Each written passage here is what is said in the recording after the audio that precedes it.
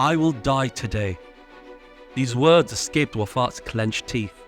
She felt the weight of impending doom as she faced the horde of murderous soldiers bearing down upon her and her sisters. While always ready to lay down her life, for her purpose and duty was to protect her Primarch. She did not assume that that time would be in what seemed like a simple compliance. In the 32 years Wafat served as Sister of Burqa, she still got nerves when getting an assignment, not for the fear of combat or the long tiring hours some deployments take, but it seemed like a simple ceremonial meeting to bring this world into the Imperium's fold. No, it was because of him. She would be graced by his presence. She would be next to him again, and that excites her. Based on the intelligence the Sisters of Burqa gathered, the planet seemed not to be technologically advanced, where the ruling class used leftover Dark Age technology that is barely functional to subdue and rule over the populace. So not to show overwhelming force and to ease the planet into the embrace of the Imperium, the Primarch chose to go to the ceremony alone. Where the Primarch goes, the Sisters follow. So are the customs and traditions of New Baghdad. Wafat's heart swelled with pride and honour.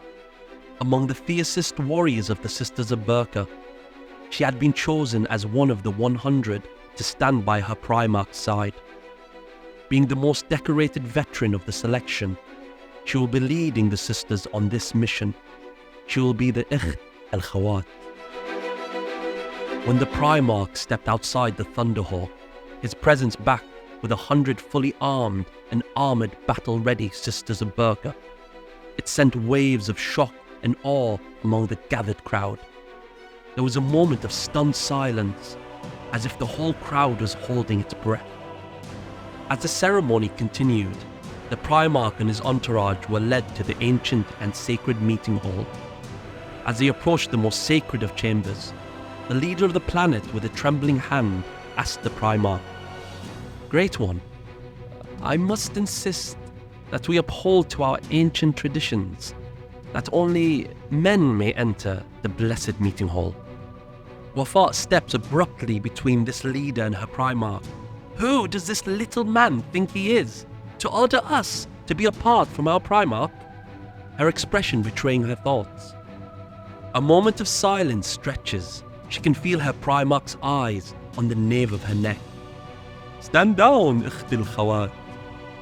As if he can read her mind, his commanding words stop her in her tracks and send a shiver down her spine. With precise blinks and flickers of her eyes, she commands her sisters to stand guard outside the meeting hall doorway, using Ayn, the silent eye language of the Sisters of Burqa. Hanan looks at Wafat, signalling her unease of the situation. Wafat signals back, "Be on high alert, sister." While the sisters had their back to the door, for a while they could hear muffled sounds, but suddenly, as if cut by a knife, the sounds stopped. The sisters tensed, their awareness and senses heightening. Wafat, as Ikht al-Khawat, tried contacting her Primarch via Vox, something she would only do as a last resort, but nothing was there, as if the Primarch was not even on the planet. "Sisters!" she shouted. In unison, all the sisters raised their weapons into firing position. Her screams seemed to act like a signal. Hundreds of soldiers rushed at them.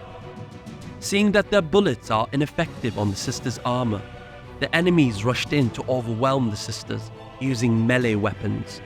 The expression on their faces betraying both fear and anger, something Wafat couldn't help but notice, as she pierced her enemies with her power spear. Within the chaos, Wafat fought not for her own survival, but to reach her Primarch and protect him. Her thoughts burning, she screamed with sheer determination. Her life would be meaningless if she failed to shield her Primarch from harm. Clad in her black armor and a beautifully decorated helm, she unleashed fury upon her enemies, wielding her weapons with deadly and ferocious anger. As she fights her way to the door, almost a breath away from the handle, she looks back as she hears agonizing death screams from the mouths of her sisters. The sound was so horrendous, she could not help but to look back, and what she saw was something out of a nightmare.